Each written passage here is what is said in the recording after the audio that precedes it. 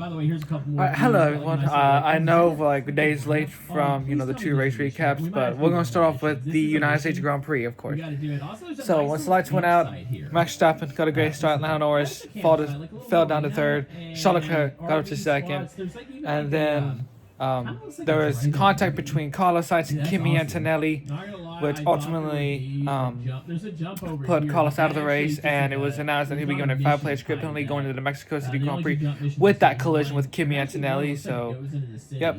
And then Max was just dominant, led 56 laps. And then another moment happened in that same corner with Yuki Tsunoda and Ollie Behrman. Tsunoda looked like he moved into braking. Behrman overreacted, spun to the grass, back onto the track. So there was that incident, and then I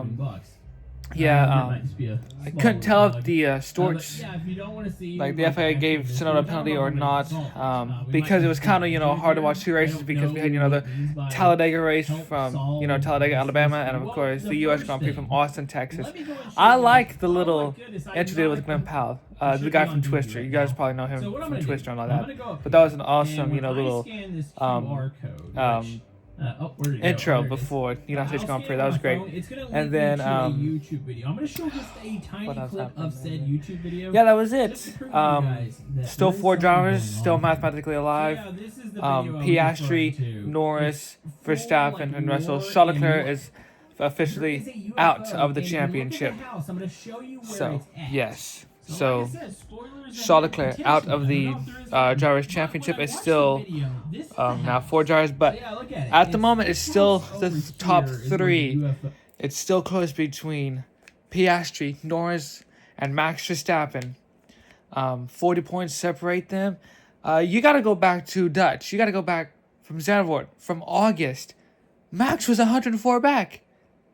Takes Poland Monza, wins 94 back. Go to Baku, 63 points back. Go to Singapore, 69 back. And Baku, Singapore, 63 points back. The sprint in Austin, 55 back. And then after the U.S. Grand Prix, he wins 40 points back. This could be the comeback of a century for Max Verstappen. I don't think no one has ever made back a 104-point deficit, like even 100 points back.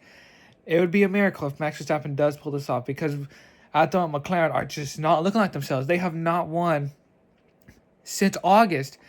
Lando hasn't won since, Hungary in August. Piastri hasn't won since the end of August. So, yeah. And, of course, that sprint race hurt the two McLarens. The Constructors' Champions, which they were able to clinch from Singapore 3 weeks ago. But, yeah, the sprint was a nightmare for McLaren, because Piastri got hit by Hulkenberg, which nearly almost caused Piastri to flip over and took out his own teammate. So, yeah, the Constructors' Champions are just not looking very good. If McLaren don't seem to get back on form, they will lose the Drivers' Championship to Max Verstappen. And gosh, it's going to be real close between the 3 championship contenders.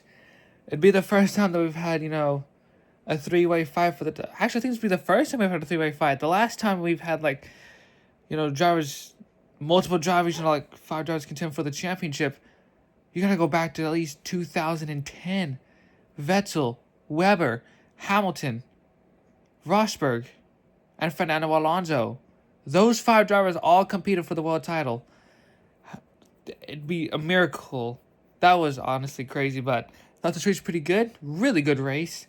I give it maybe a 6.10. It was a good race. It was announced Sunday before the U.S. Grand Prix that it was going to stay on the calendar until 2034. So, yeah, I'm going to have to separate this video from the Yellow 500 because YouTube is still giving me crap. It won't let me still upload videos. So, yes, thank you guys for watching this video. And, yeah, and I'll see you guys from Mexico.